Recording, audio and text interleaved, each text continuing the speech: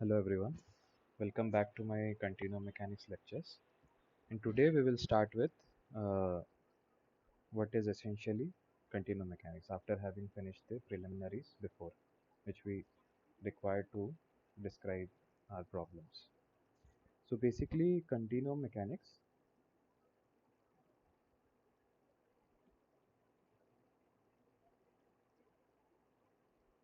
is composed of three different aspects. First is kinematics,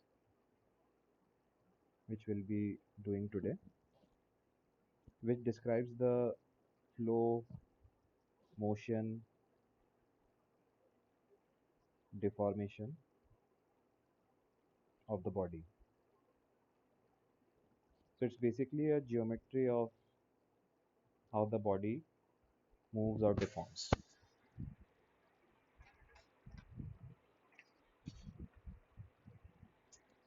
The next are balance laws, which describe the kinetics of the body. So for example, mass, momentum, which includes both linear and angular momentum, and energy, plus thermodynamics.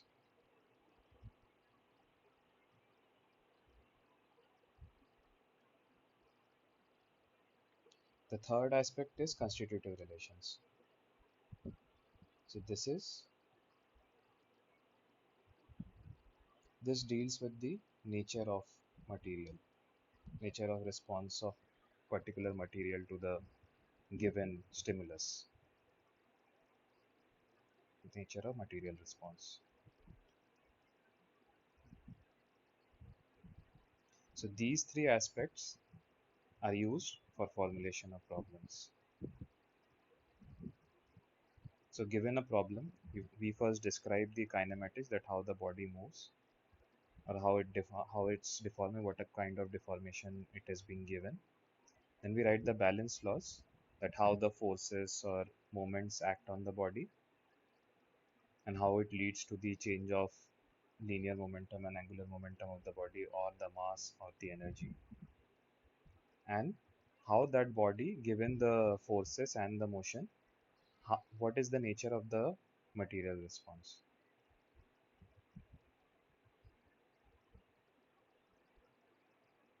So we will start with kinematics.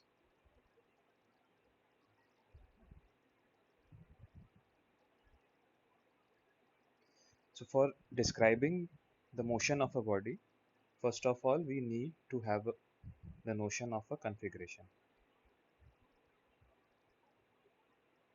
of a body. Configuration is only configuration only makes sense when it's a whole body. A configuration of a particle is uh, it's just a point, so there's no angle or anything to it. Just three coordinates are required to describe the position of a particle, but you need orientation parameters as well to describe the body. So the first one is the current configuration, the state which the body is currently in. So let's suppose we have a three-dimensional Euclidean space E3, and this is the current configuration of the body. So this is a point in the body denoted by small x. The body occupies the configuration kappa t at a given time t. And kappa t belongs to is a subset of E3.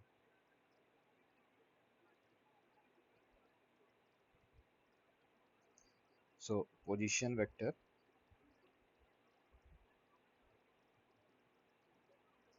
in the current configuration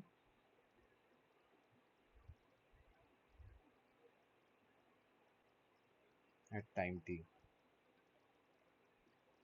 of a point on the body is x, which belongs to E3.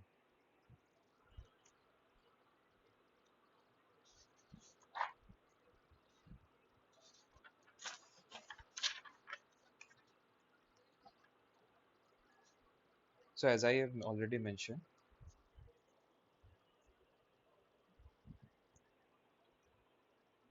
there are no discrete particles, no particles, particles are already discrete, in the continuum description of a body.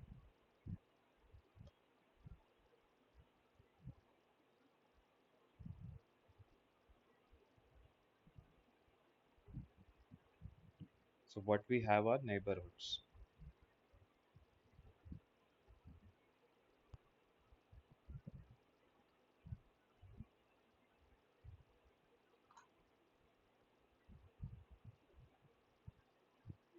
And the size, so for example, given this body and given a point x, we have a neighborhood around the point x.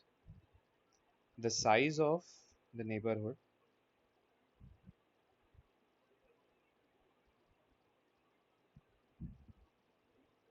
is arbitrary. So it can be taken to be arbitrary, it can be taken to be infinitesimally small. It can be infinitesimally small. Now we come to the reference configuration. So we need to describe displacement and motion, so that cannot be only described with respect to the current configuration. Current configuration is just a configuration at a given time. So we need a reference configuration as well to describe the different quantities like motions, deformation, strain. So reference configuration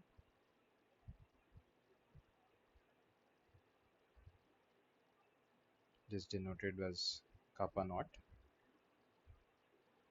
So again, taking a three-dimensional Euclidean space,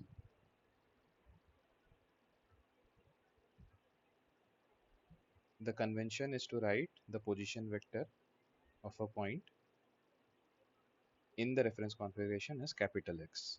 This is kappa naught. And the current configuration, just for reference, is small x kappa t. The reference configuration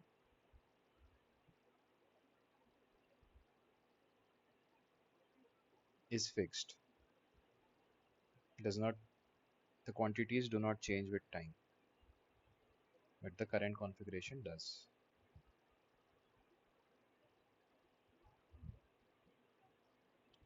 An important point to note is that kappa naught can be taken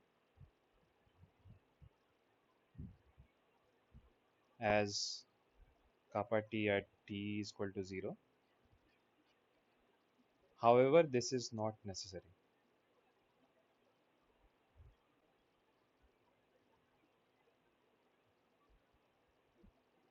Reference configuration is a choice.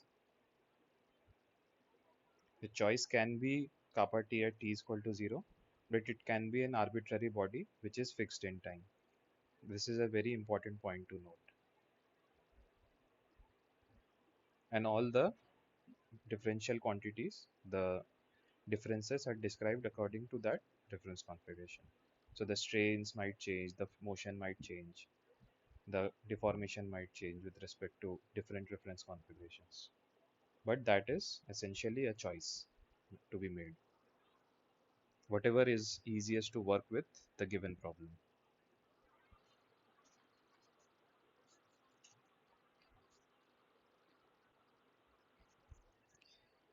The only requirement for the choice of only condition on the choice of reference configuration is as follows. The choice of a reference configuration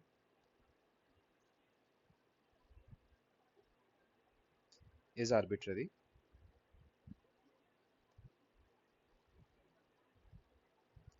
except that there should be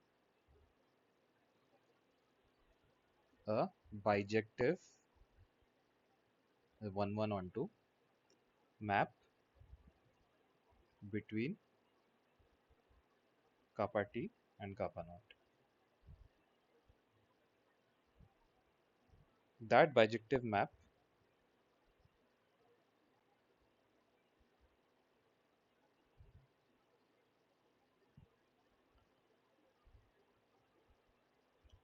from kappa naught to kappa t is described as the motion of the object of the body. It is denoted by the letter chi. So small x is a function of capital X and time t. So this is known as motion. This is the position vector of the point capital X of the material point.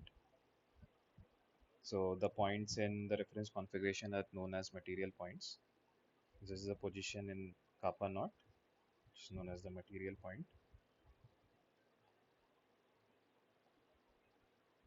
and this is the time t.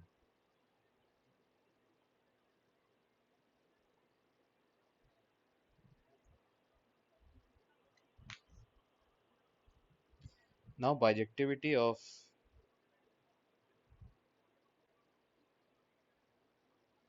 chi implies invertibility of chi, because this is 1 1 on 2, so the inverse function would exist,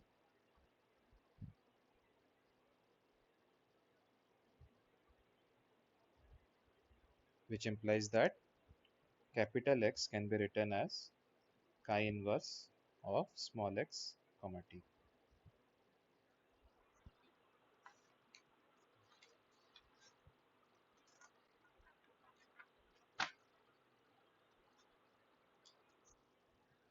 Now we'll come to the differential quantities, which are displacement, velocity, and acceleration.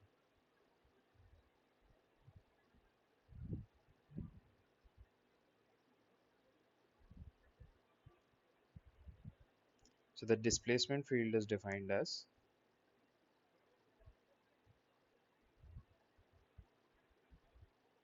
displacement field u belonging to the three-dimensional Euclidean space is defined as u capital X comma t is the motion minus x, the difference from the original point in the reference configuration material point and the current configuration, the position vector of the point in the current configuration.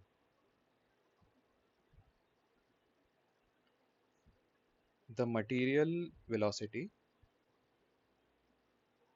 that is description in terms of capital X, a function in terms of function of capital X, and whenever the term material comes, it means the functions are described in terms of the reference configuration quantities.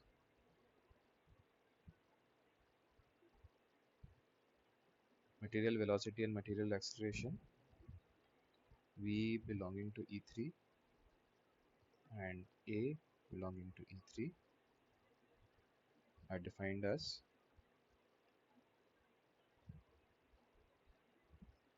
del by del t of chi x comma t, and A is defined as the material description del 2 by del t square chi of x.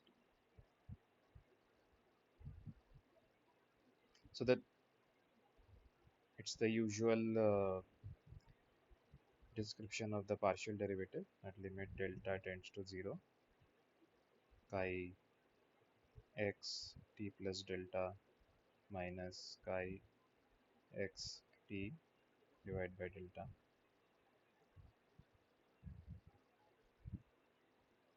So in short, v is chi dot and a is chi double dot.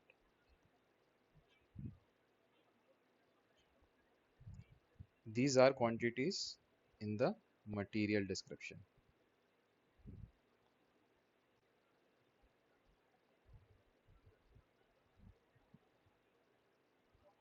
Similarly, we can express displacement, velocity, and acceleration fields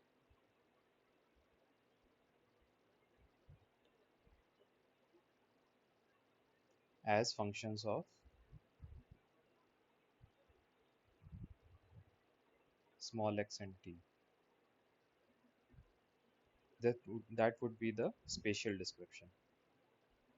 So u bar u tilde xt is nothing but the material description and substituting capital X as a function as the inverse motion of small x and t. So this is nothing but capital X.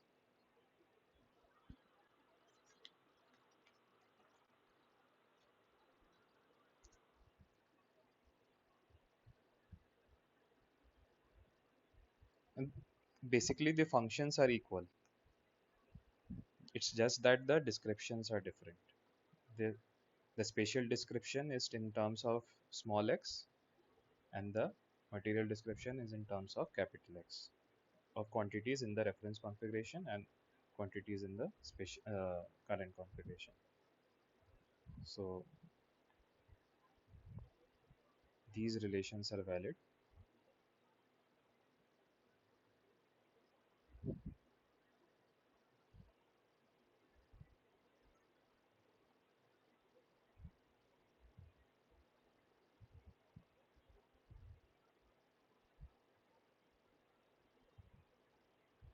Small x comma t and the acceleration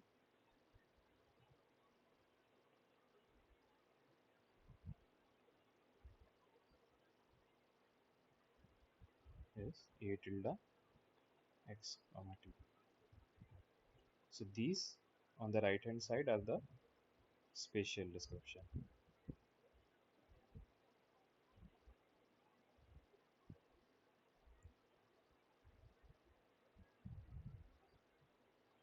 Now let's see how the material and spatial time derivatives are related.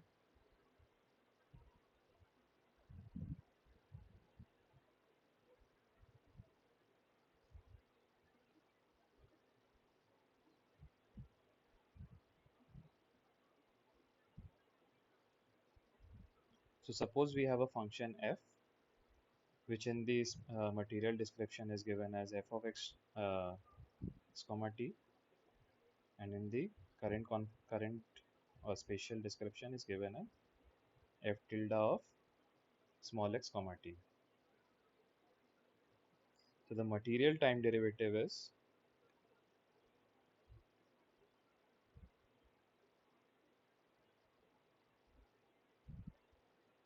defined as, so f can be any function, whether it be scalar, vector, or tensor. F dot is del f by del t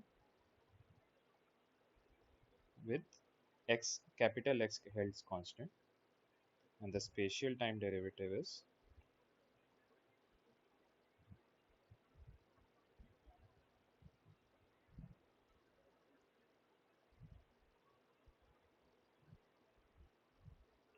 del f by del t with small x held constant. This is nothing but f tilde by del t at a given constant small x.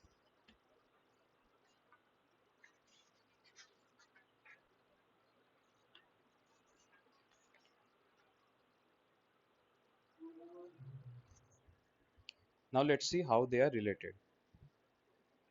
So taking the material time derivative, we have del f x by del t by at constant x. As the functions are the same, have the same value, we can write f replacing f with f tilde as function of small x and t,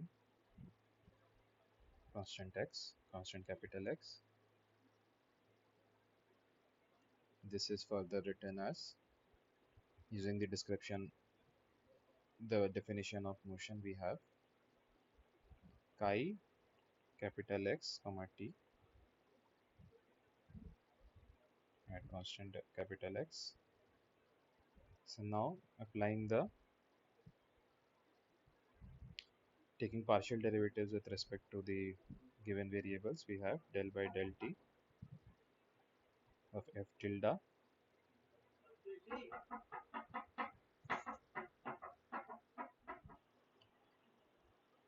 plus del with respect to small x, gradient with respect to small x of f tilde times del x by del t at constant x. So this is just the chain rule. So what is this quantity? This is quantity is nothing but the velocity. So we have the material time derivative of f is the spatial time derivative. This is the spatial time derivative as we had defined before, plus gradient with respect to the small x of f tilde dotted with v.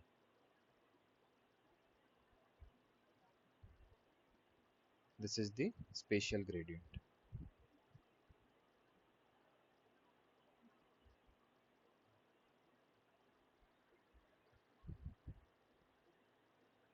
at fixed t. So definition, as we have seen before, definition of gradient can be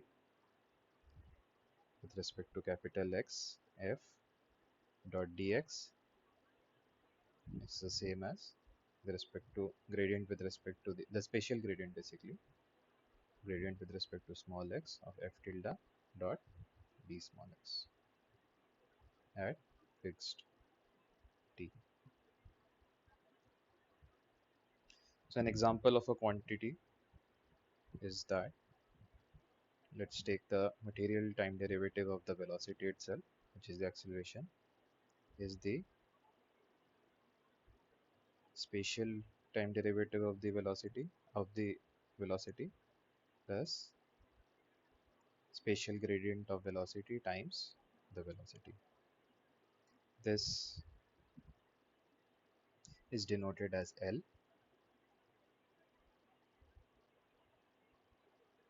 and it is known as the spatial velocity gradient.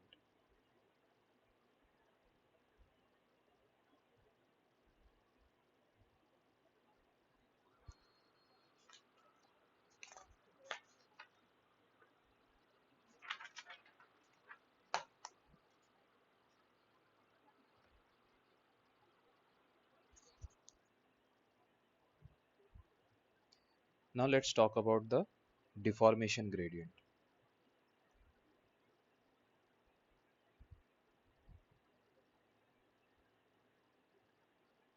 This is a very important quantity in continuum mechanics.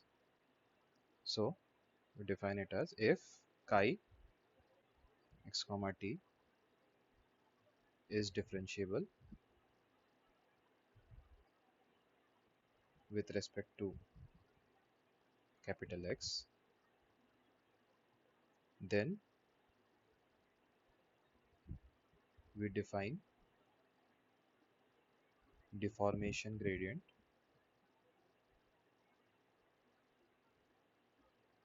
which is a second order tensor f belonging to linear line, as f is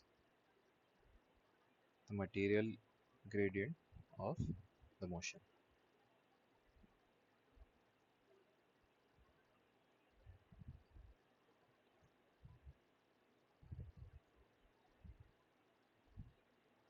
So given a Taylor series expansion of two nearby points in the material description or the reference configuration. So let's say we have 2 points x, capital X and capital Y. So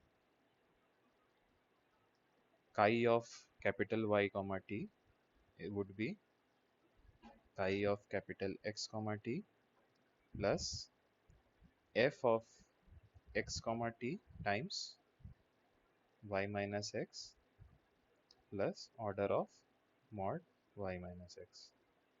This would be the linear approximation. Taking this quantity to the left hand side, we have nothing but small y minus x plus, sorry, not plus, is equal to f times capital Y minus x. And if these 2 points are nearby, then we can write dx is capital F, capital D, d of capital X.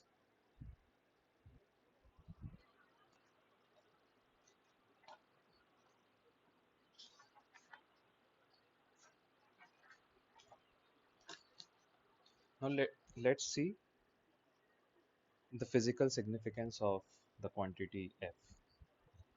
So let's say suppose we have a reference configuration and the current configuration, kappa naught, kappa t, and we have two curves. So the material curve in kappa naught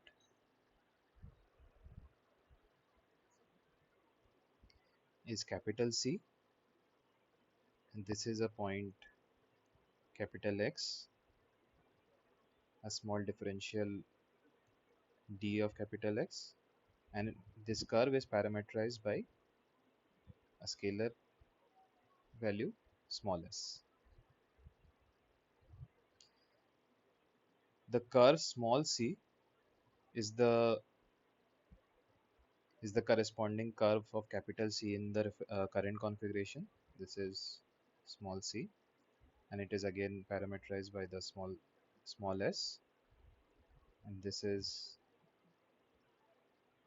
the image of the point capital X, and small dx is the image of the small differential line element d capital X. So describing the quantities, C is the material curve in kappa naught described by capital X as a function of S. S takes some values in real number space. Small c, this was capital C. This small c is the spatial curve, corresponding spatial curve in kappa t. C can be written as chi of capital C comma t,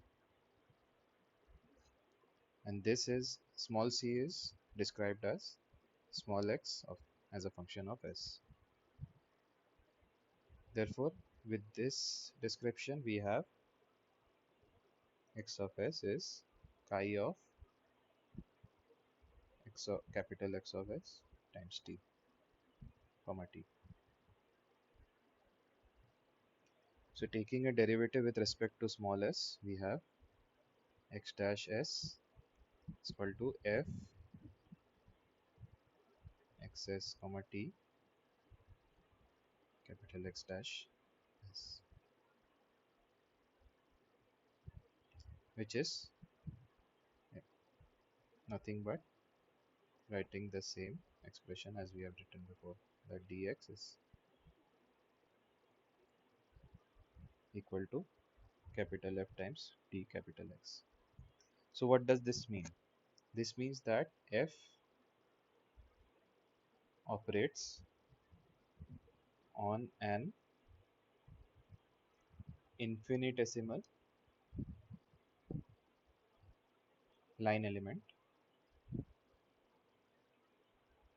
in kappa naught, which is d capital X, to give an infinitesimal,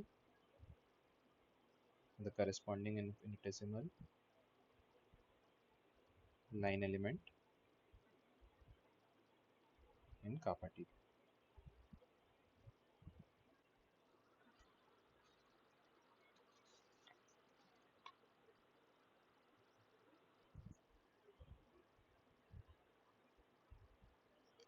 So let's further describe some quantities related to F which have physical significance. So if F is invertible,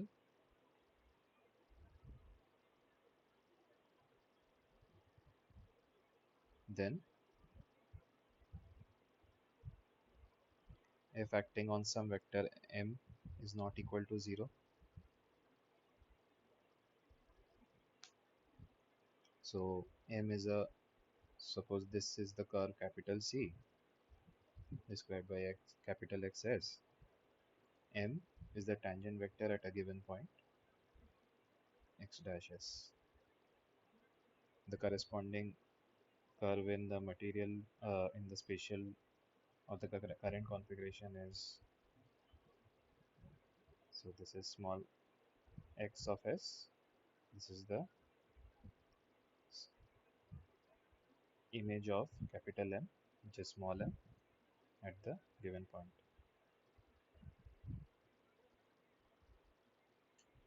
So let's say that f m is equal to mu times small m.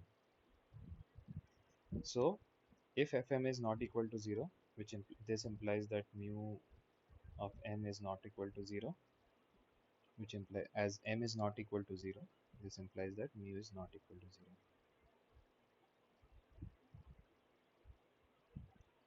Mu is greater than 0 because mu is described as so mu m is nothing but x dash s comma t, and mu is the norm of x dash s comma t, which has to be greater than 0.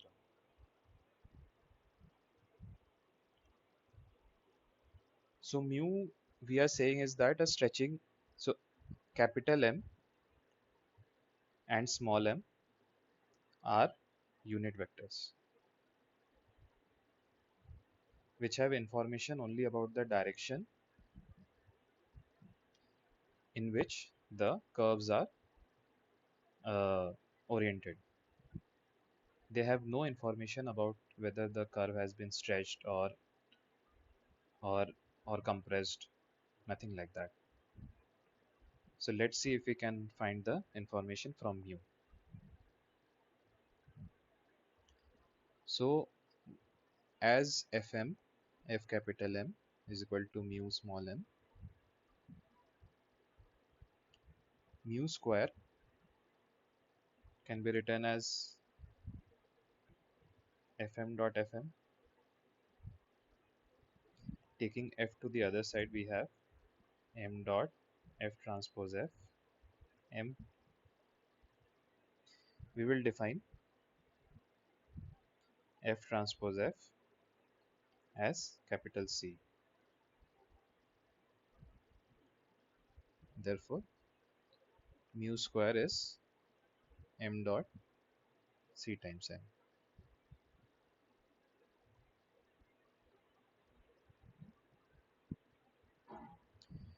C is the right Cauchy Green tensor.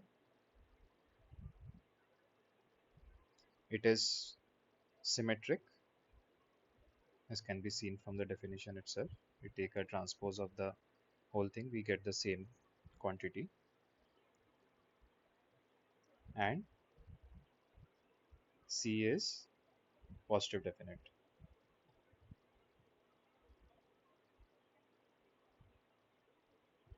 So, so for a tensor to be positive definite, we need CA dot A to be greater than equal to 0 for all A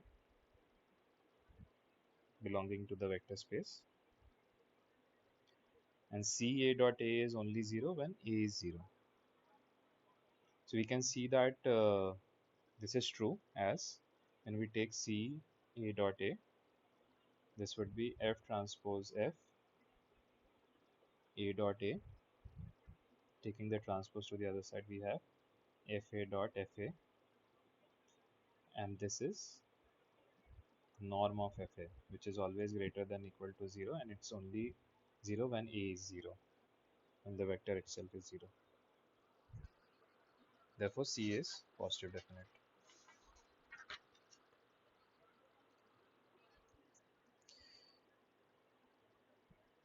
Now, so suppose we take a segment of the material curve, say from S0 to S1, is capital C. So what would be the change in length of this segment in the material in the current configuration? Small c, again S0 to S1. So that would be described as S0 to S1 x dash S, but taking the mod of that ds, which is nothing but S0 S1 mu ds.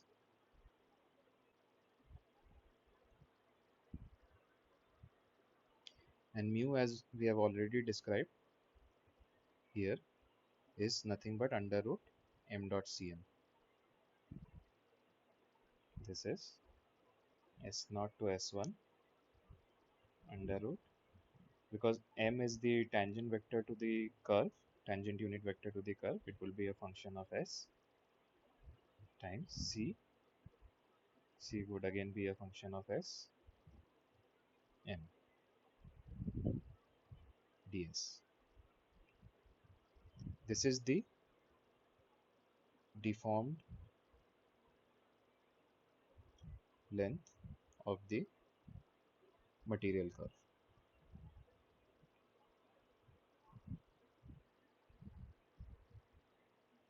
Therefore, we can see that C has information of the stretching or compressing of the of a given curve in from the reference configuration to the current configuration. Now let us check if it has information about the shearing as well.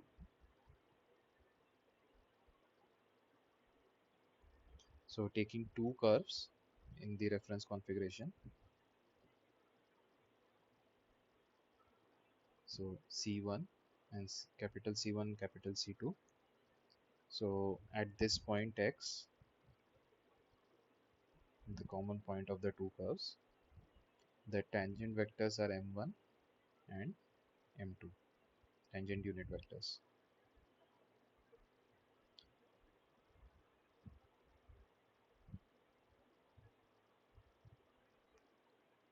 And in the, this is kappa naught, in the deformed configuration of the current configuration, the curves are deformed as this. So small c2 and small c1, this is the point X. Now the unit vectors are at an angle theta. This is the unit vector small m1, this is the unit vector small m2. So according to our definitions, we have mu1 small m1 is equal to f times capital M1, and mu2 m2 is m times m2. This implies that small m1 is 1 by mu1 Fm1 and small m2 1 by mu2 Fm2.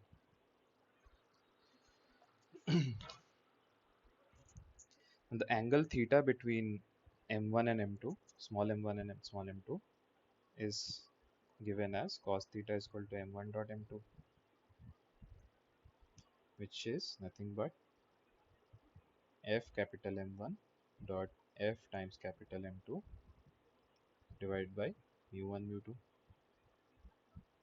Therefore, cos theta is, according to our earlier expression, m1 dot c m2 divided by under root m1 dot c m1 and m2 dot c m2. Therefore, C has the information about shearing as well. This is the relative orientation of tangents m1 m2 at x.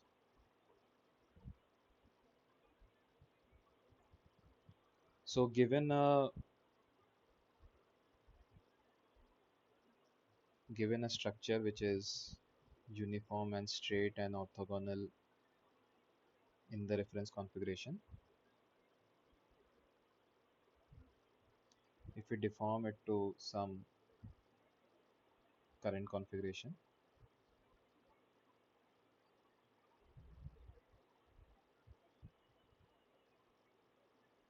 so at a given point, this is mu 2 m2, this is mu 1 m1, angle between them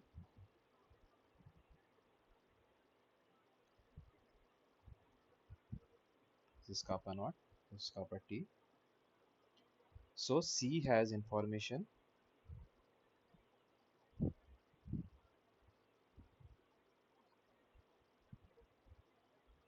about the stretching of fibers.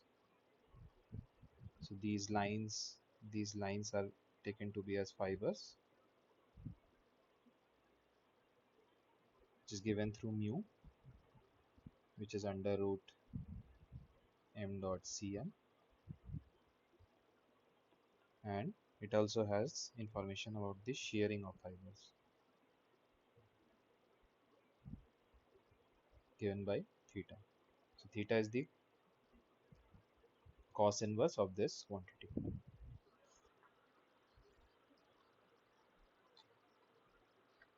The motion is given as x is chi of capital X comma t.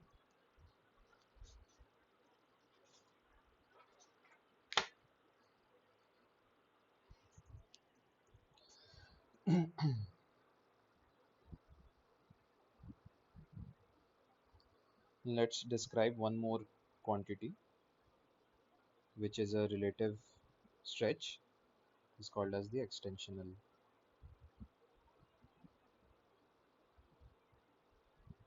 So, wrong spelling.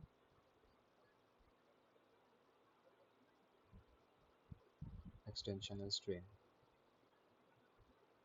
So this is nothing but half of capital C minus the identity tensor. So as we have seen with C, Em dot m is nothing but half mu square minus 1. So this is called as the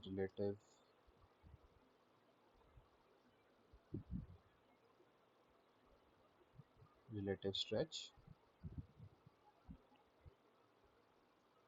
and Em1 dot m2 is the relative shearing.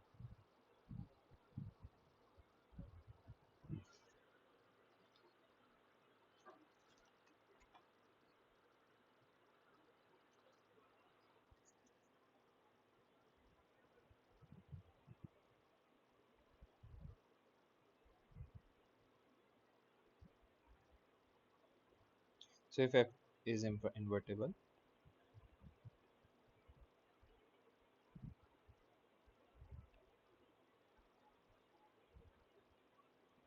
f is equal to ru, then c, by the polar decomposition theorem, f can be written as ru, then c becomes f transpose f, which is nothing but u square, and e is written as half u square minus I. Now we keep saying that if f is invertible, f is actually invertible because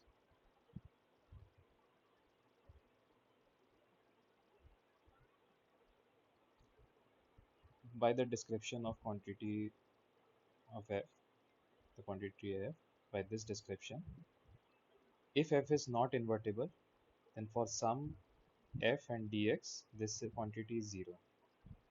So what would that mean? That an infinitesimal line element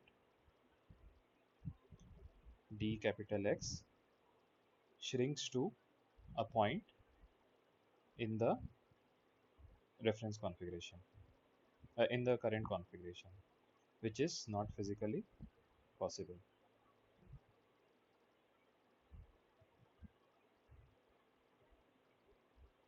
Therefore, f is invertible. It belongs to invertible linear tensors.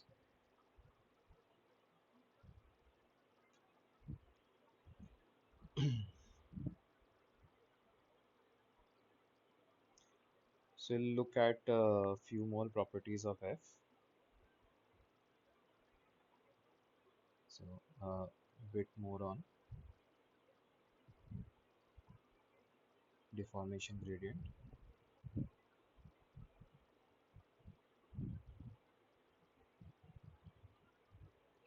So first is that by the definition of f, dx is equal to f dx, f transforms line elements from the reference configuration to current configuration. The second interesting thing to note is that, so if we take a area, differential area in the, suppose this is the current configuration. So we have an area d small a, which is given as, this is the normal, this is dx1 and this is dx2. So dA is given as mod of dx1 cross dx2, and when we remove the mod, this becomes dx1 cross dx2 is equal to n dA. The corresponding vectors and the area and the normal in the reference configuration are given in given as these quantities. This is d capital X2, this is capital D capital X1, and this capital N, and this is the area d capital A.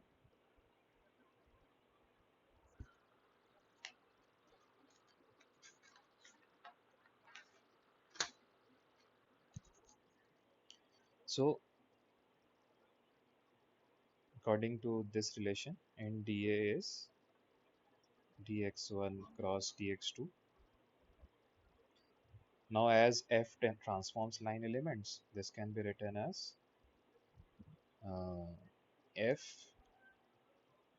d capital X1 cross f d capital X2. This can be taken, this is the definition of cofactor. By using the definition of cofactor, this is taken out. This can be written as cofactor of f times d capital X1 cross d capital X2. Now d capital X1 cross d capital X2 is capital N d capital A This means that small n dA, small n d small a is cofactor of f times capital N d capital A. What does this mean? This means that the cofactor of f transforms area elements.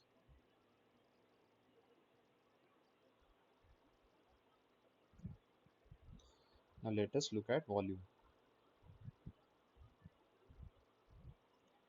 So let's say in the reference configuration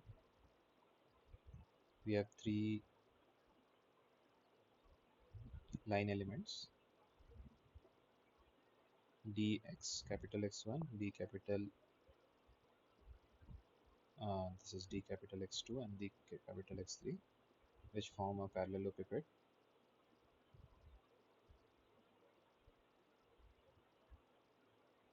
and the image of this in the current configuration is something like this.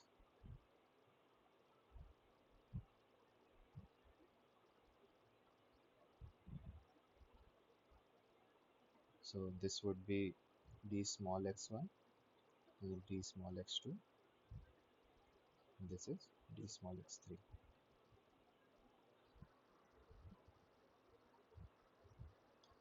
So the volume of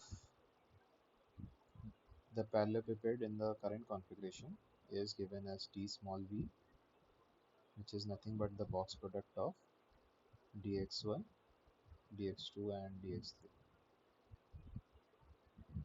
Similarly, d capital V in the current reference configuration would be the box product of d capital X1 dotted with d capital X2 cross d capital X3.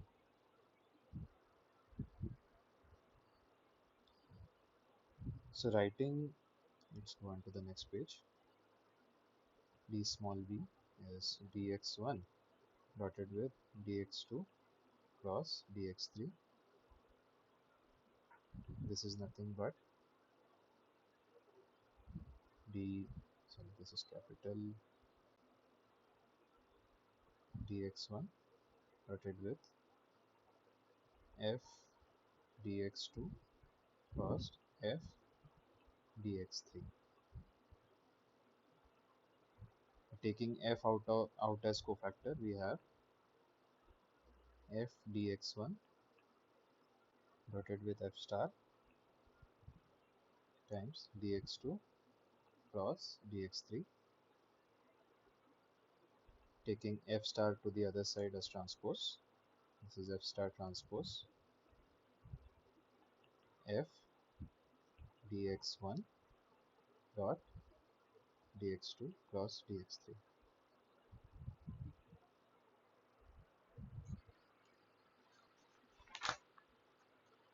So as we have seen already that f is invertible. So since f is invertible,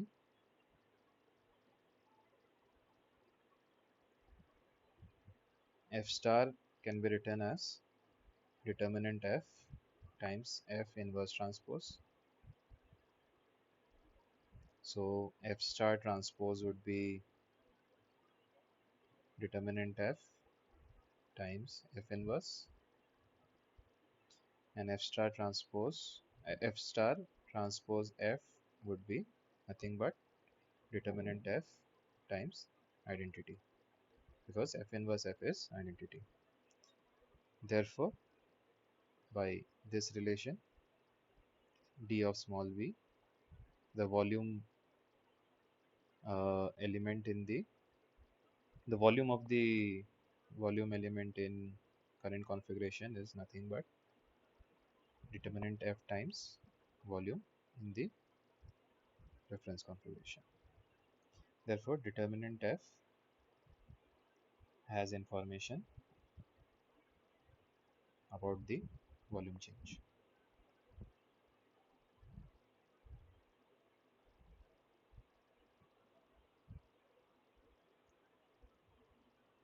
And interesting, so as we are dealing with volumes, Suppose dv is greater than 0, which it should be for a physical quantity, for to have some physical significance.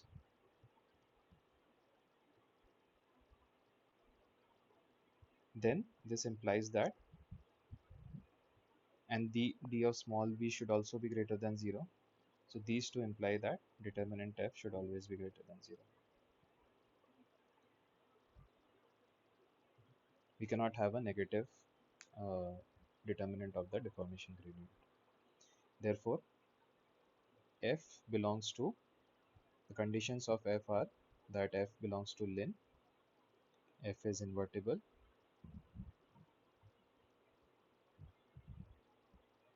and determinant f is always greater than 0 for physically relevant problems. Otherwise, so why is this important?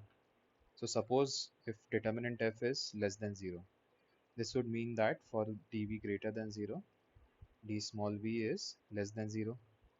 What would that mean? So for a so as we are dealing with continuous deformations, that would mean that from the reference configuration, we have a positive volume, then it shrinks to 0 volume, and then it goes to negative volume. A physical body, will never shrink to a single point having 0 volume. That's why determinant f is always greater than, taken to be always greater than 0. Next we will look at principal stretches.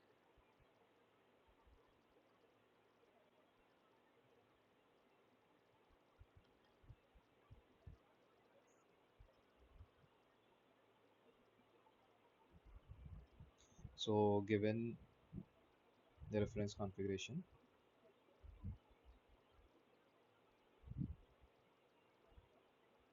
given curves in the reference configuration and corresponding curves in the current configuration,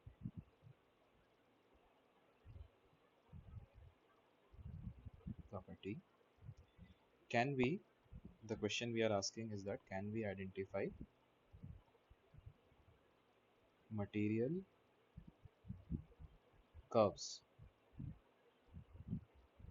along which the local stretching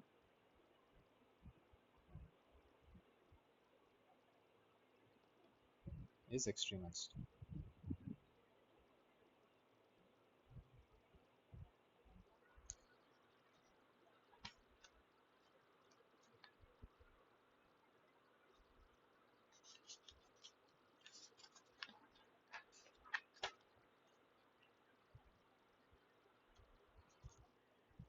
So as we have seen before,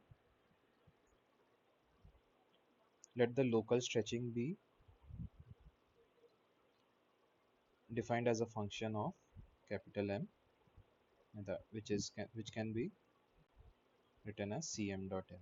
As we had seen that C already contains uh, information about stretching in this form. So at a given point, at at a given point, so that's what locally means, that we are taking the stretches at a given point. At a given point, C is fixed. So f of m, this is a stretch, this is greater than 0.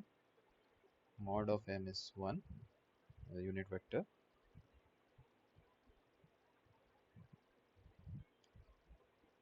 So there exists f of m1, which is the minimum,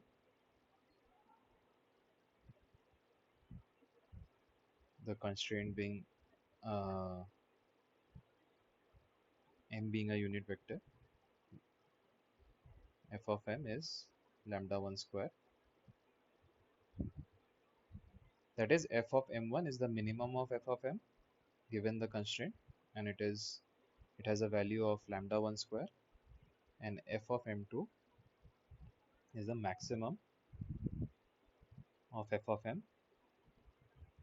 given the constraint m is equal to 1, and it is denoted by lambda 2 square. Now the extremal values, these extremal values of fm will will be reached where f is stationary,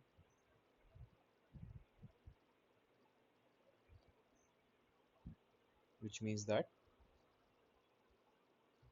df is 0, which implies that cm dot dm is 0 for m belonging to the set m1 and m2. So for these two quantities of m, we have cm dot dm is 0. Now as we already know that m dot m is 1, this implies that dm dot m is also 0. So taking these two expressions,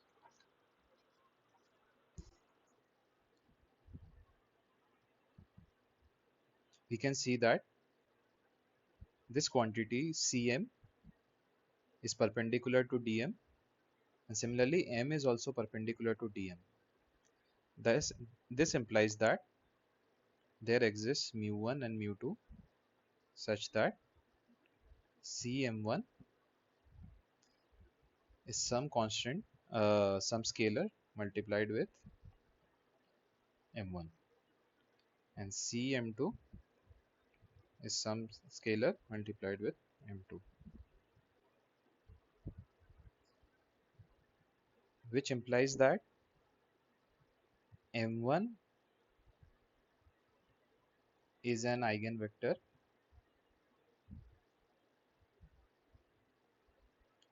of C such that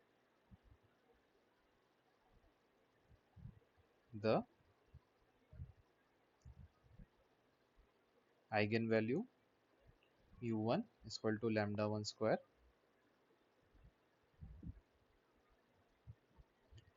and this is the, as we had seen that for m1 it is the minimum value of fm, this is the smallest eigenvalue. This also implies that m2 is an eigenvector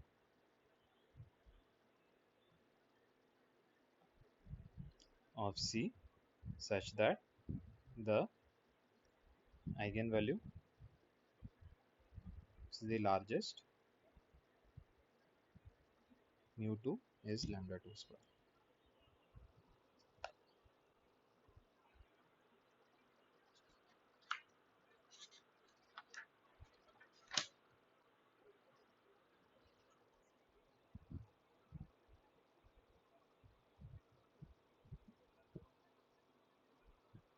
Therefore lambda squares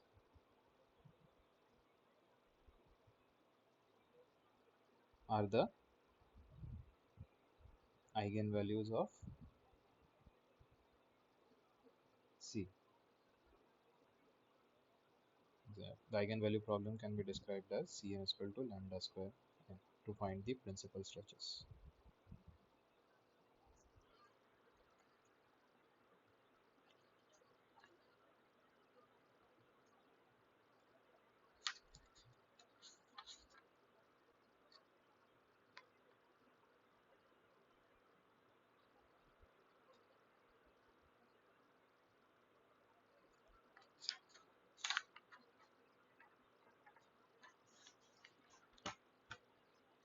Next, we will come to a quantity that we have seen before, which is the velocity gradient.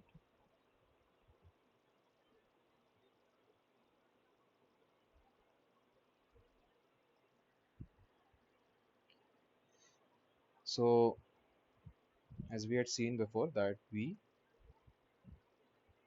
is defined as the time derivative, material time derivative of the displacement u. V tilde, which is a spatial description, is nothing but v chi inverse x comma t, small x, sorry, comma t. Now dv can be written as gradient of v times d capital X. It can also be written as the spatial gradient of v tilde times d small x.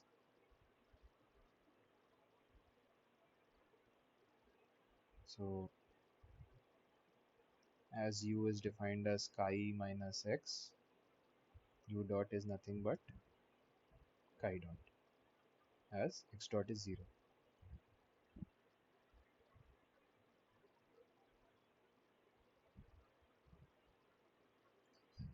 So the first point to note is that gradient of v is nothing but gradient of u dot, which can be taken to be gradient of chi dot.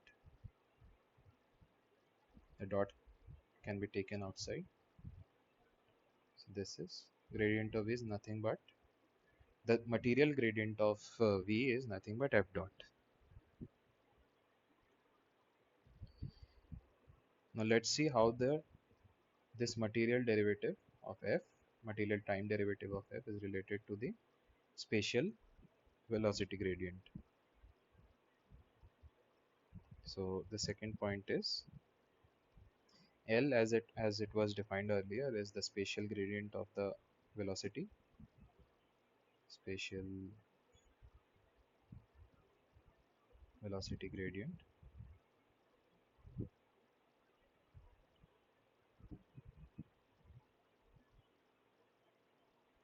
So when we introduce L,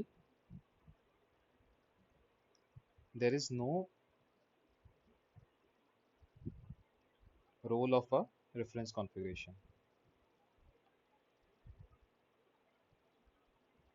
because all the quantities are now in spatial terms.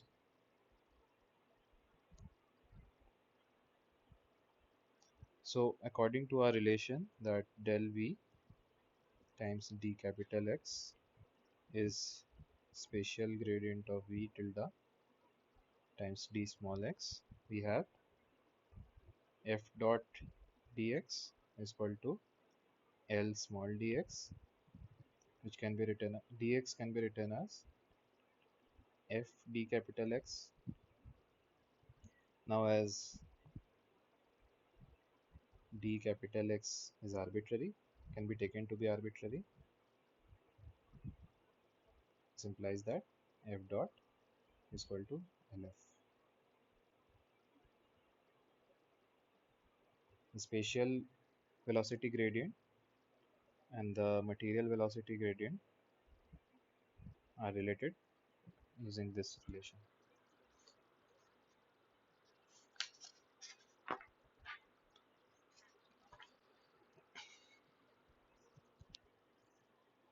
So L is f dot f inverse. Now we can decompose, as with any linear tensor, we can decompose L into a symmetric and a skew tensor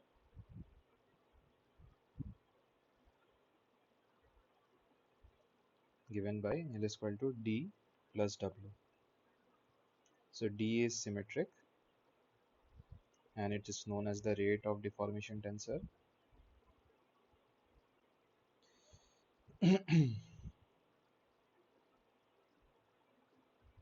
W is skew and this is known as the vorticity tensor.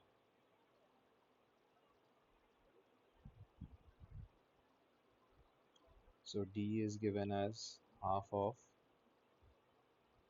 del xv plus del x v tilde transpose, and W is given as half of del x v tilde minus del x v tilde transpose.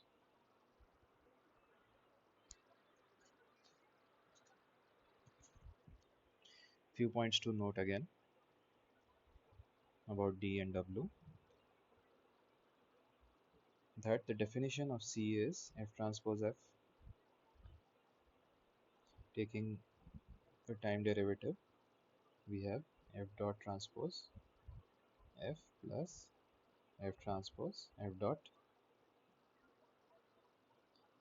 Now F dot is given as LF, so this would be F transpose L transpose F plus F transpose LF. So this becomes F transpose L transpose plus L times F. So this becomes F transpose D F 2 times.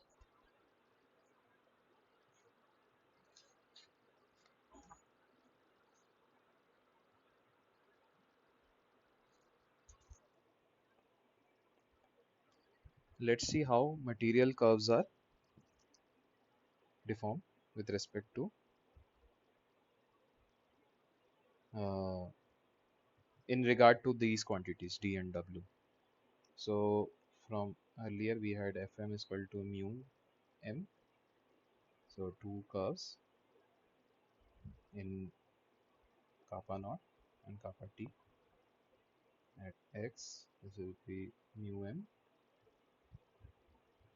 and this would be the corresponding material point, capital M, and this is the deformation gradient.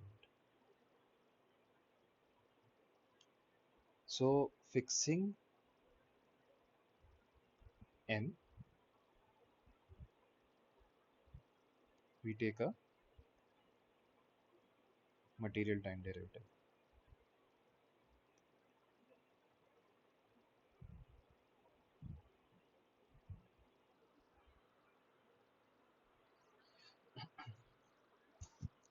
So we have Fm, F dot M is mu dot M plus mu M dot.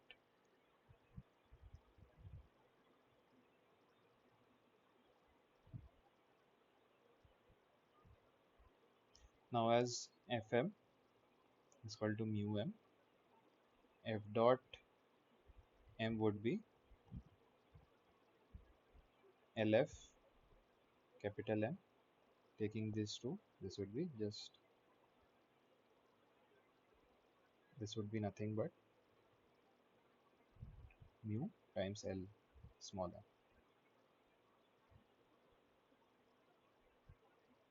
Therefore, this relation becomes mu dot small m plus mu m dot mu Lm.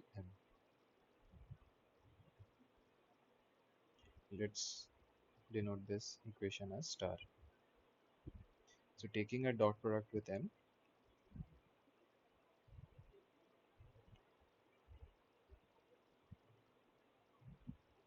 with small m,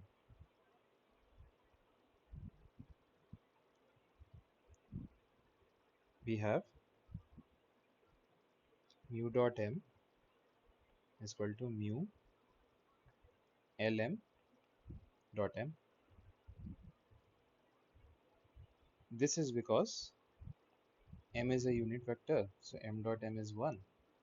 Taking a dot product, taking a time derivative gives us that m dot m is 0. Therefore, the dot product of this quantity with m would be 0.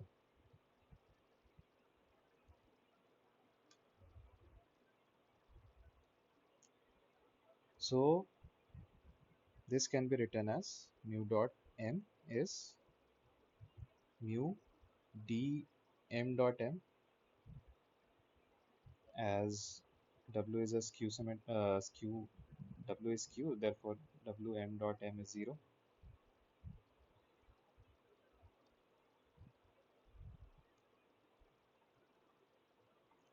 This implies that mu dot by mu is d m dot m.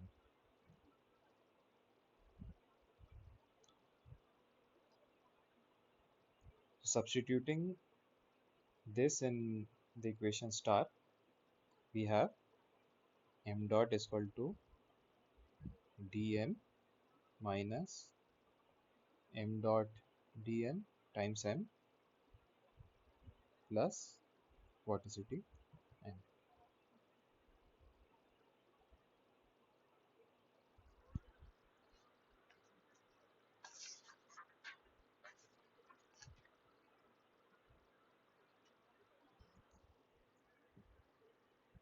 So suppose if m, small m, coincides with an eigenvector of d with eigenvalue gamma,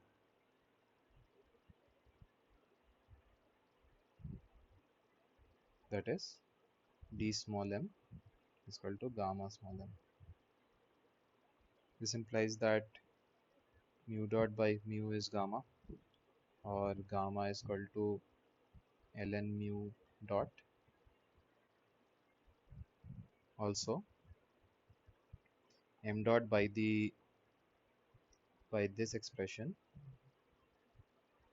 we have gamma m minus m dot gamma m times m plus wm. These two cancel, and this implies that m dot is equal to w times m. This means that in this scenario,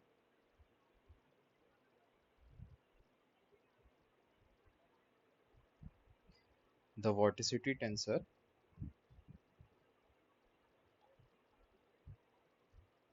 w characterizes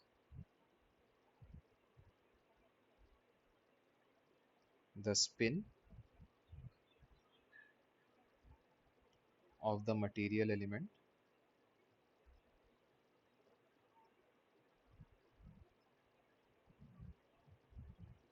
instantaneously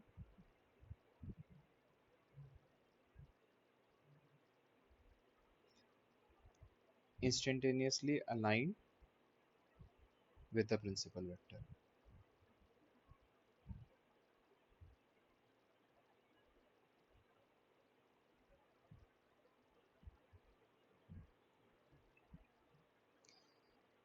Some more comments on the, so what was this? This was SUS2.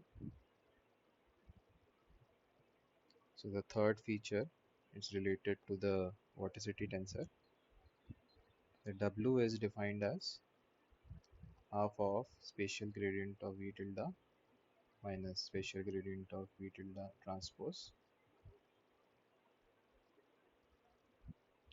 So as with skew tensors, this can be represented as a axial vector. This is the axial vector of W,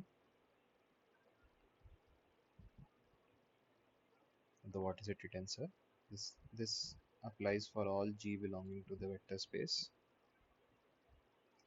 And W is given as half of curl of V tilde. This curl with respect to is with respect to small x, and this is known as the vorticity vector.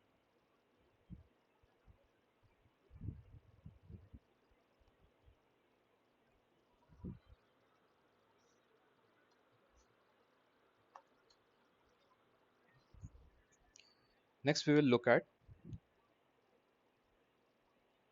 what are homogeneous deformations.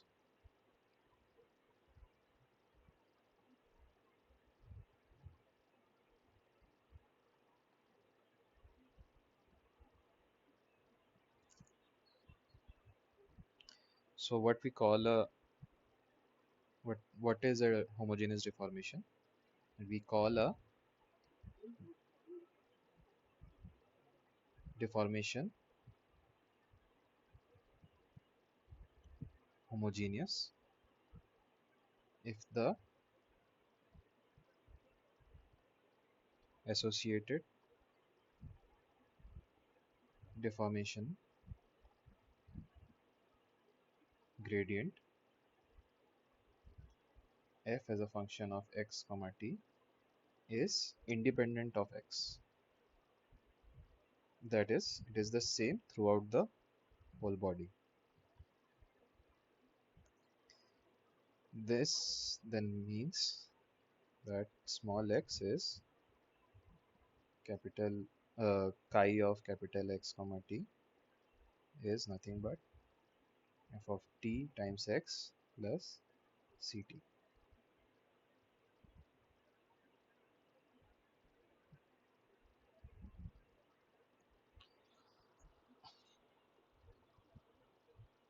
So dx is f of, now it's only a function of time.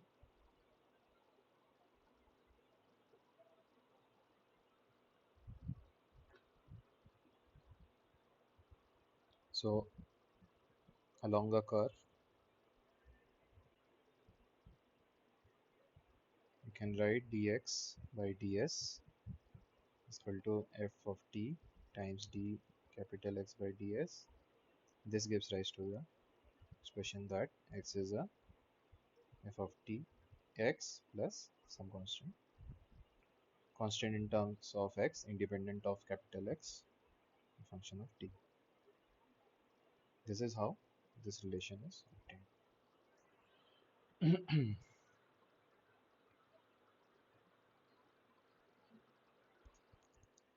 Let for another point in the body,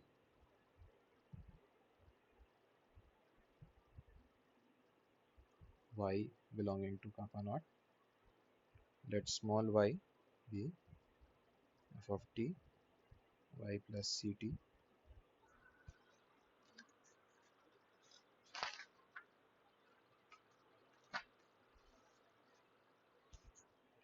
Taking a difference,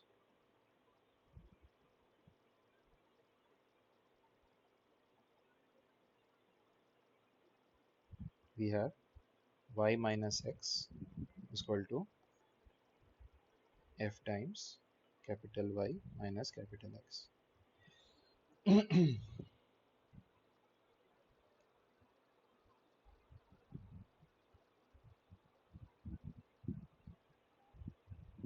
So this can be compared to our definition of deformation gradient, that if, so for not necessarily a homogeneous deformation, if y is sufficiently close to x, y, as we have seen, y is written as x plus f times uh, capital Y minus capital X plus order of y minus x. So comparing the two relations, we can say that every deformation can be locally thought of as a homogeneous deformation.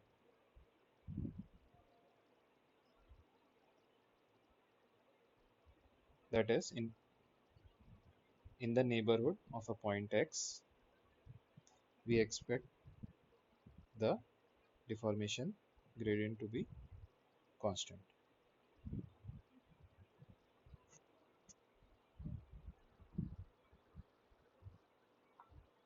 Next, we will look at some interesting properties of homogeneous deformation. The first one is that material planes deform into planes and parallel planes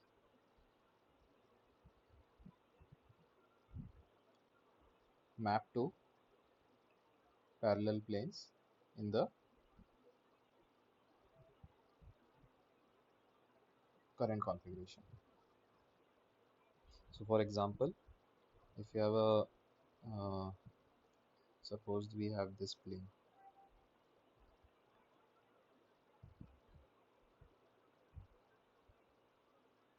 So this is the normal vector to the plane. Along the normal, the distance is d from this point O, and a point on the plane is given as x. This deforms to a, in the current configuration, same again. This is a point small x. This is the normal small m. This is small d. This is kappa t. So equation of the plane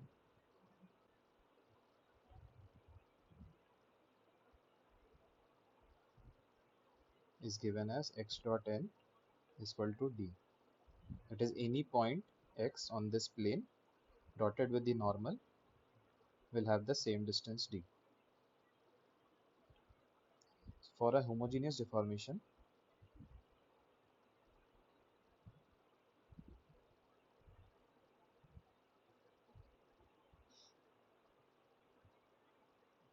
you know that small x is capital F x times x plus c.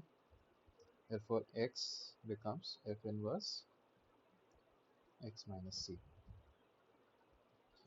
Putting this in the equation for the plane, we have that f inverse x minus c dotted with n is capital D.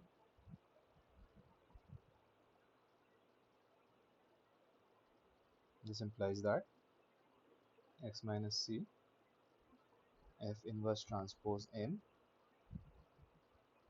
is capital D.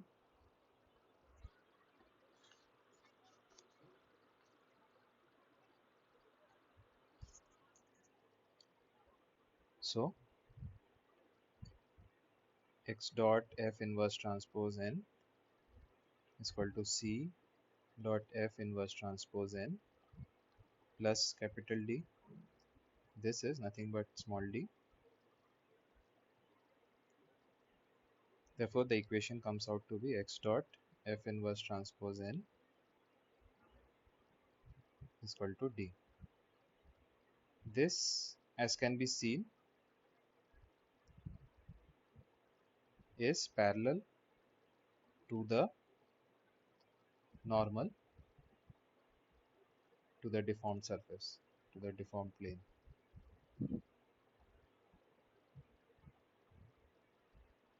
So this can be seen from the Nansen's formula that NDA is F star capital N D capital A. This is nothing but determinant F inverse transpose. Therefore, NDA is determinant F inverse transpose capital N DA. Therefore, this quantity is some constant times the small n. That is, F inverse transpose capital N is parallel to small n.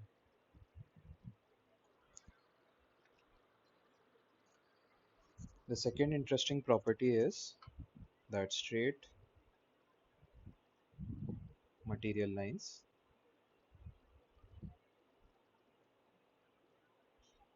deform into straight material into straight lines, and parallel lines map to parallel lines.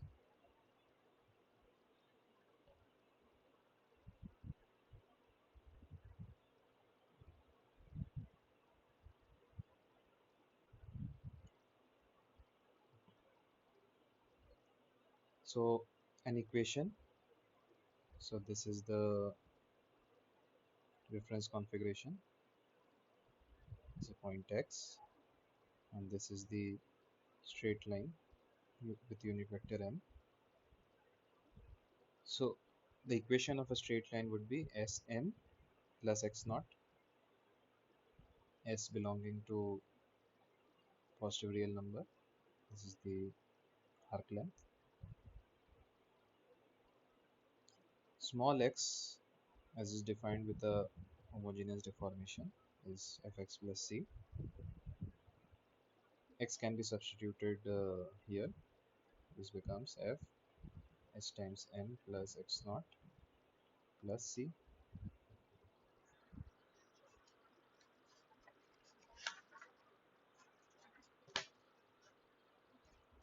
This becomes x is s hat times m plus x naught, where s hat is nothing but s times fm,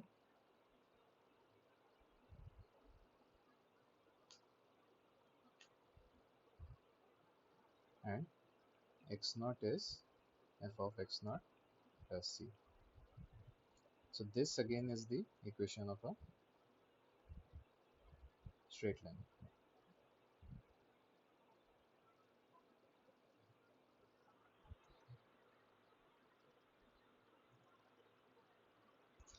The third interesting property is that a spherical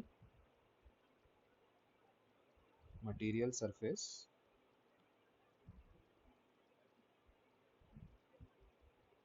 is mapped into an ellipsoidal surface.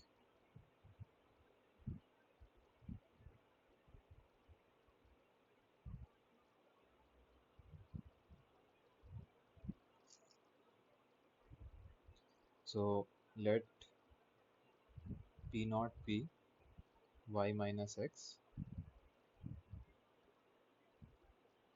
and P be small y minus small x. For homogeneous deformation,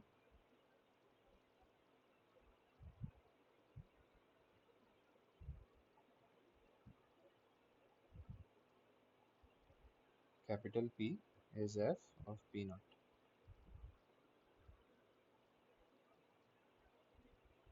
So spherical material surface can be represented as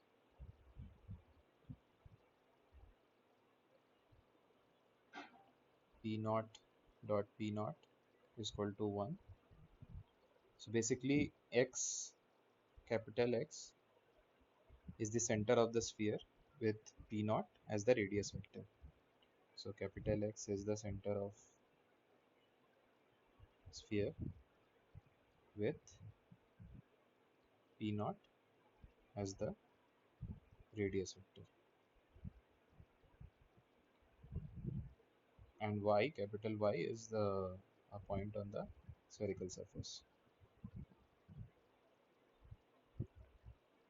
So according to this relation, this can be written as F inverse P dotted with F inverse P is equal to 1. This becomes P dot B inverse P equal to 1. We will explain what B is in a moment.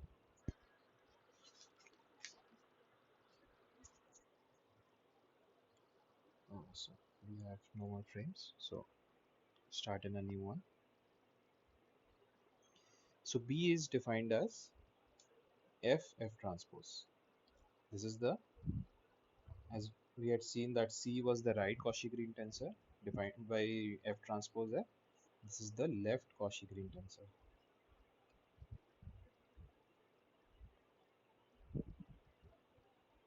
So if F is using polar decomposition decomposed into VR, V is nothing but v square.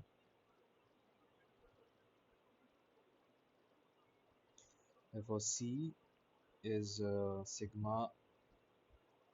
B and C are both symmetric, so they can be written using the spectral theorem as ui lambda sigma lambda I square ui dot ui ui diadic ui.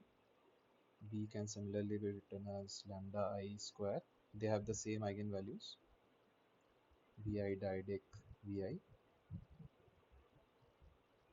So B inverse is nothing but 1 by lambda I square Vi diadic Vi. The equation P dot B inverse P is equal to 1 is then the equation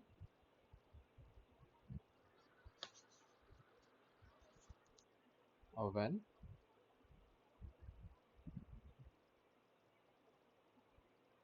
ellipsoid with axis Vi and semi-axis lengths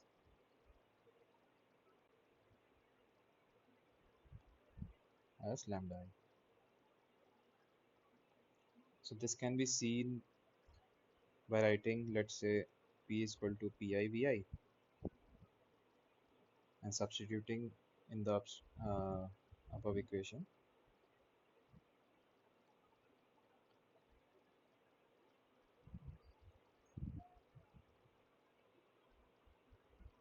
We get P1 square by lambda 1 square plus P2 square by lambda 2 square plus P3 square by, sorry, this is square by lambda 3 square is equal to 1. So this is the equation of an ellipsoid.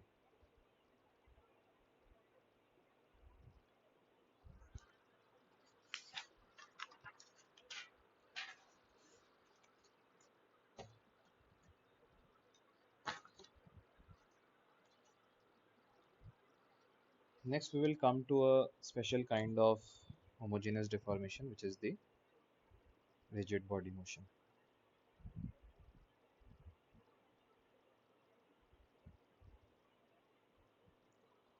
So the definition of rigid body motion is as follows: the motion of a body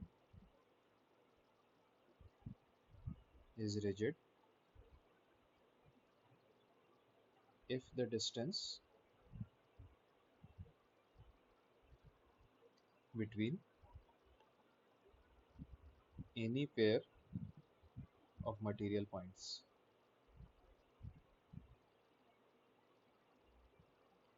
remains invariant.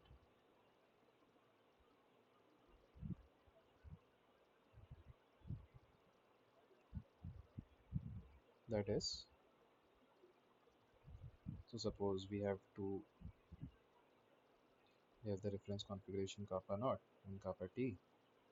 We have 2 points in reference configuration x and y, capital X and capital Y, and 2 corresponding points chi of capital X comma t, chi of capital Y comma t. So this statement means that mod of chi y comma t minus chi of x comma t is equal to y minus x. This is for all x, y belonging to kappa naught.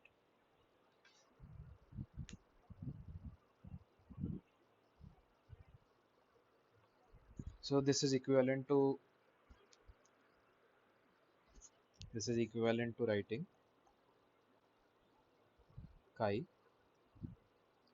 y comma t minus chi x comma t dotted with chi y comma t minus chi x comma t equal to y minus x dotted with y minus x. Let us call this equation a star. So let's fix x and differentiate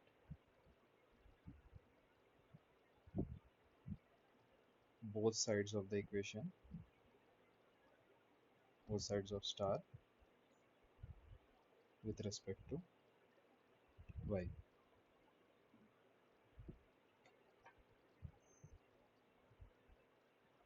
This implies that d chi y comma t dotted with chi y comma t minus chi x comma t is dy dotted with y minus x.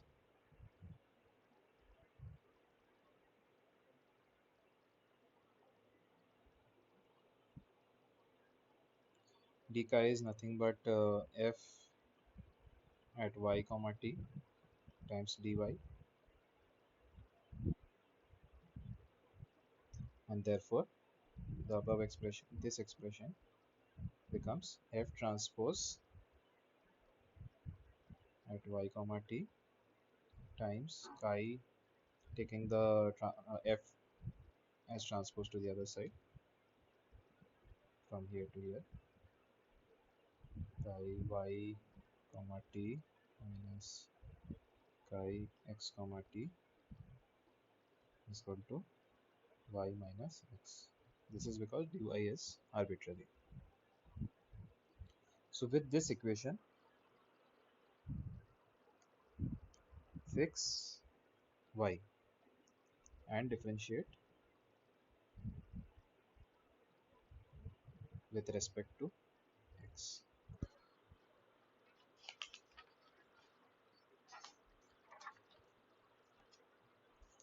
So we have f transpose y comma t dotted with minus d chi x comma t is equal to minus dx.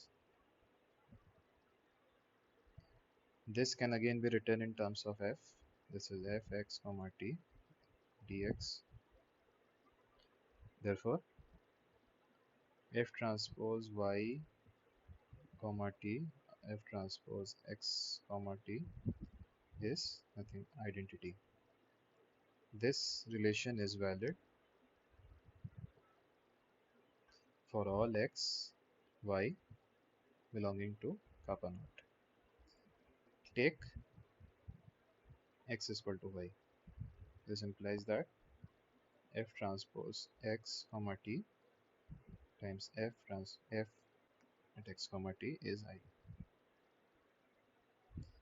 which implies that f x comma t belongs to orthogonal tensors. And since we have already seen that determinant f is greater than 0, this implies that f x comma t is proper orthogonal.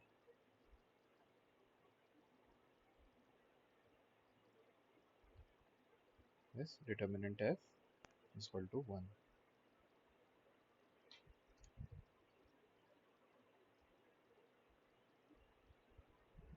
That is, f is a rotation.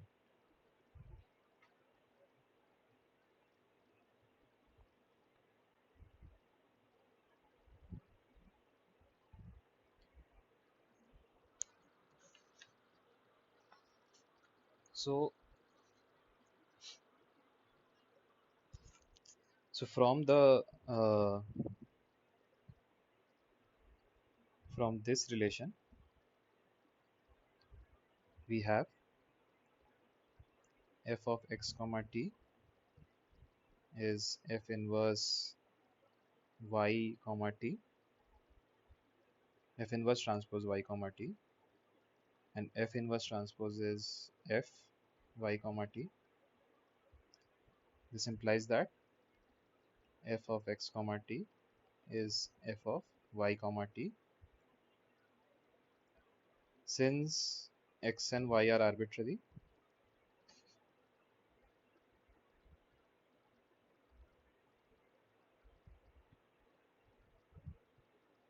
this implies that f is homogeneous.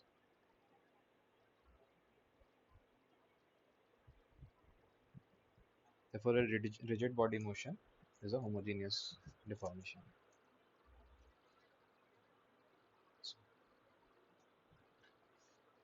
So we denote f of t, now is it as it is no longer a function of x, as qt.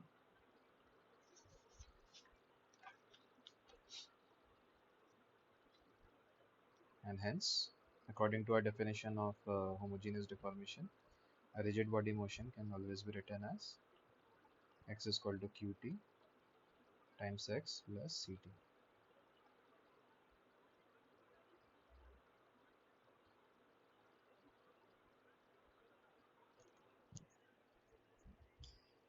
Let us look at the spatial velocity gradient for this kind of deformation.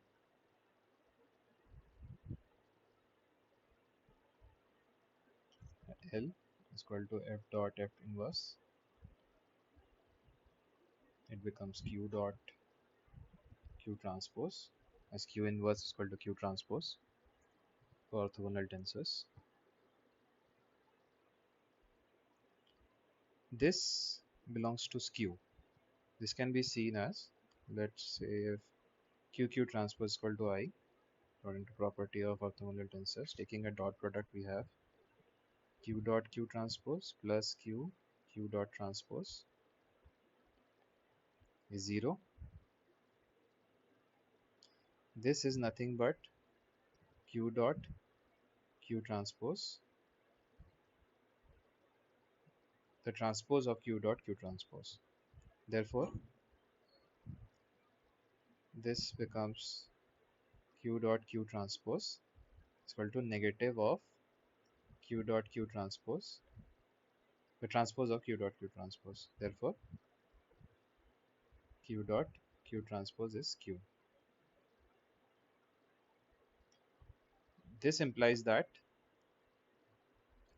d is 0 and w is q dot q transpose. What is it? Tensor is q dot q transpose. Therefore, spatial gradient of the velocity is w, function of time, and we can integrate it to get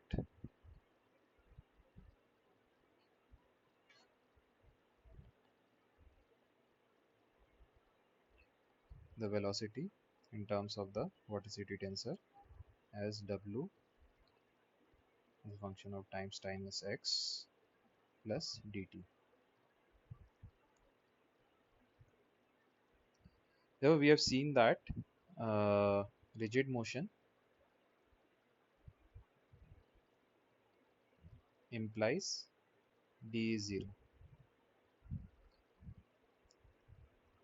We can also show that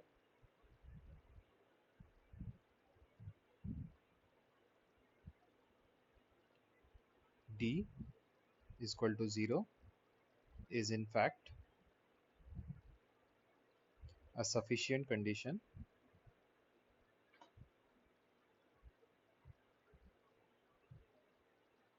for rigid motion.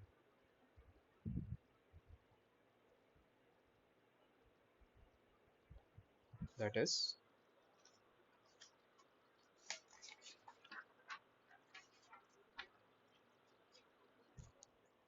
rigid body motion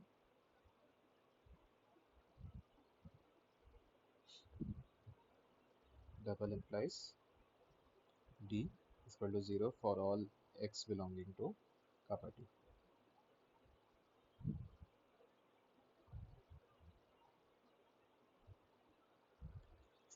We prove this.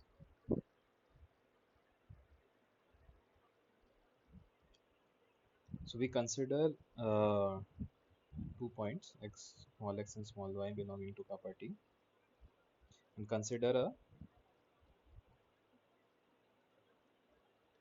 straight line, small l, connecting x and y. Therefore, L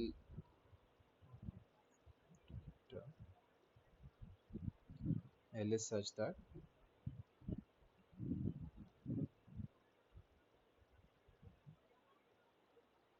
z of u is x plus u times y minus x.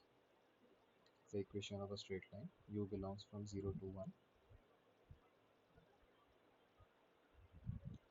Then the velocities, difference in velocities can be written as integral of gradient of velocity over chi inverse L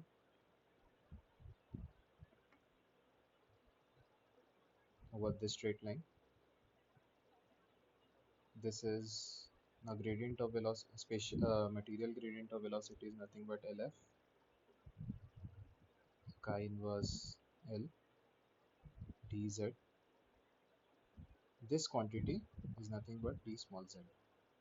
This is L of z d small z over the line L.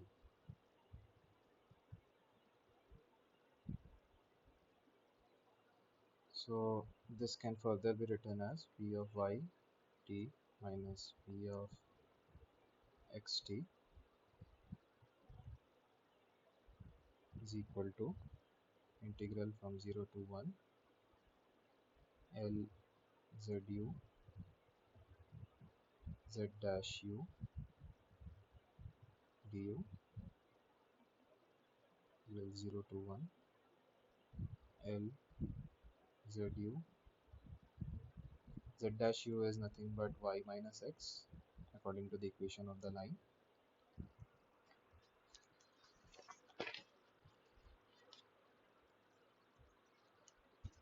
Taking a dot product with y minus x of the whole expression,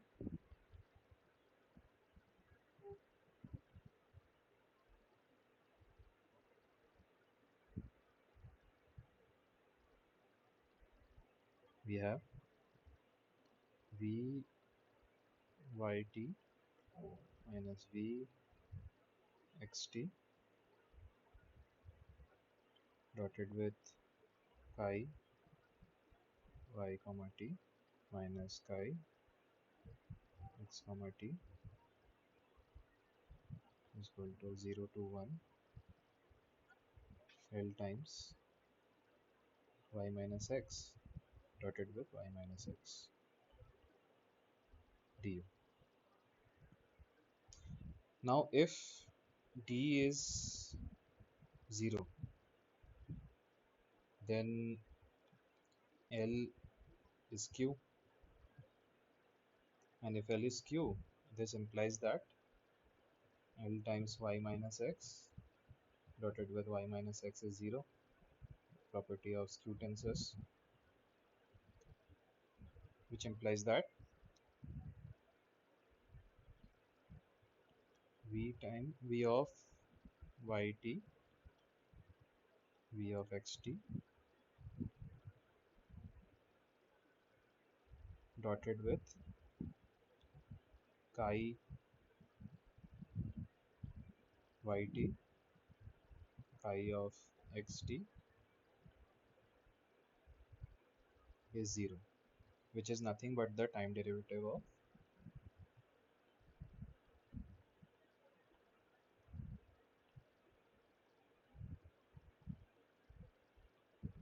star. So we had seen the equation star earlier. Let's see if we have this in the,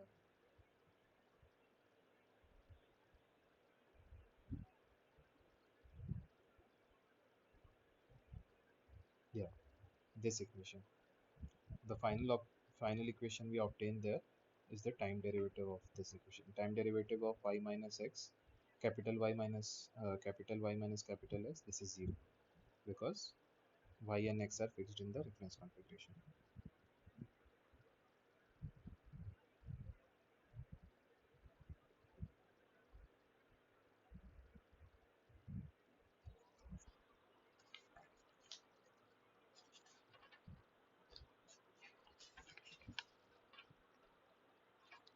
So we'll look at another example of a homogeneous deformation, which is simple shear.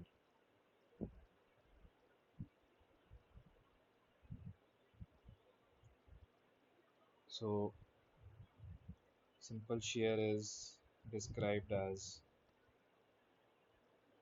so this being the reference configuration, kappa naught, and this is the current configuration which has been sheared,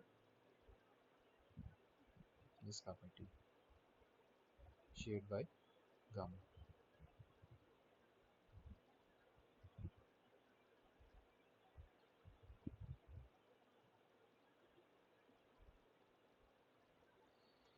So the deformation is defined as, the motion is defined as x1 is x1 plus gamma x2, x2 is capital X2, and x3 is capital X3.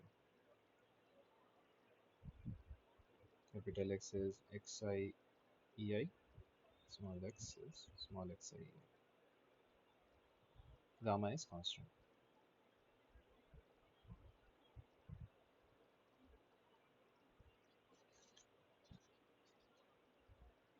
Therefore, x can be written as x plus gamma e2 dot x e1. This can be written as gamma e1 diadic e2 acting on x. Therefore, dx is given as I plus gamma e1 diadic e2 acting on dx. Therefore, this is the f. The deformation gradient is I plus gamma e1 diadic e2.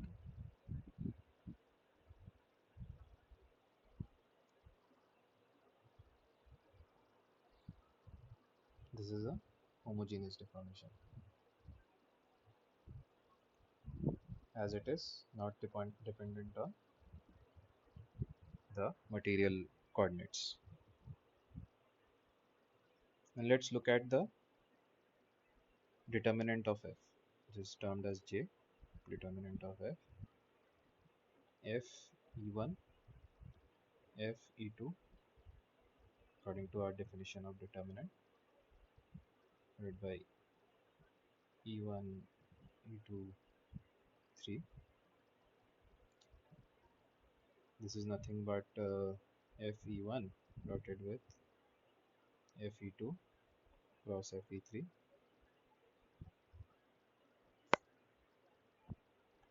This would be e1 dotted with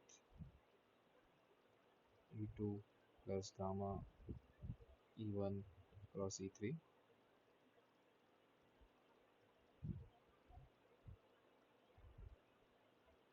This is nothing but e1 dot 2 cross e3 is 1. So there is no volume change. So this can be seen as, so suppose we have a volume element omega in kappa naught, and it gets deformed into small omega in kappa t. The volume of omega is integral dv over omega. Volume of small omega is integral t small v over omega.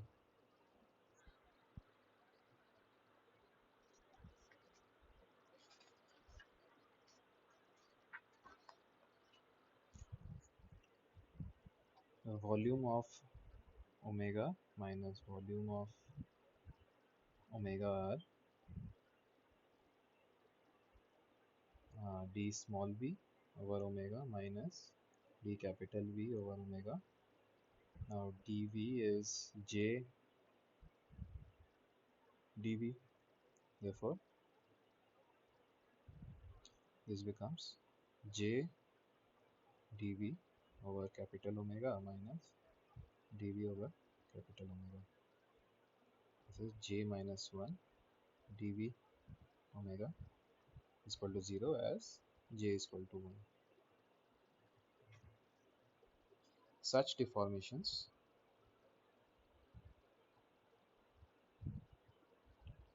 which preserve the volume, that is j is equal to 1, are called isochoric.